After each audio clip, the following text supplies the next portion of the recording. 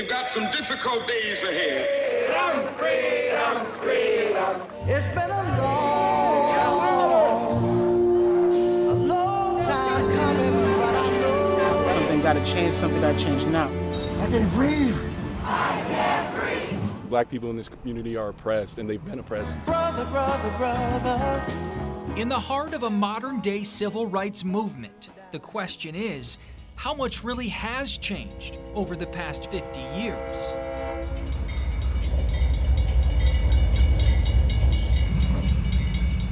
In the city of Fort Myers, the train tracks tell the story, our history. You literally have the black and white divide symbolized by a railroad track. We always talk about that railroad track out there, just before Cranford and MLK there. They had to get across that railroad track to be referred to as Safety Hill. Safety Hill because it was the safe place to be at sundown if you were black. Today, it's known as Dunbar. Its story inside the Black History Museum.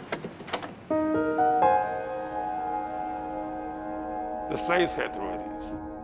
You felt safe and comfortable being in your own community, and you feel unsafe going outside of it. Again, the question remains, how much really has changed since all this? Segregation didn't end, it evolved. Parts of Fort Myers have developed the way they are based upon segregation. Within one city are two vastly different communities, one along McGregor Boulevard, the other off MLK. One community mostly white, the other mostly black. One community looks like this, the other this. It's a white man world. It's a white man world. I mean, that's the bottom line.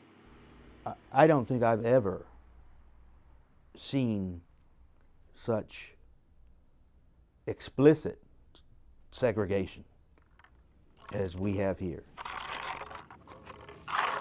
It's not an opinion. Housing data, maps like this one, show the effects of Safety Hill still today. Segregation among blacks and whites is considered high by national standards, and data shows poverty is strongly tied to black communities. Segregation is more than where people live. Segregation includes people's opportunities, economic, educational, their representation in government, the way government views them, the way government treats them. The City and Housing Authority are working on projects to bring a spark, an investment to neighborhoods that need it. Change won't be easy. In many cases, it won't be welcomed. But ending segregation is about much more than just fixing housing. It's about fixing so many parts of society. Ultimately, it's about fixing hearts. Now is the time to rise from the dark and desolate valley of segregation to the sunlit path of racial justice. Now is the time. All these years after all this, is now finally the time. We keep ignoring what is in front of our eyes for what we want to believe. Something gotta change, man. It's gotta change.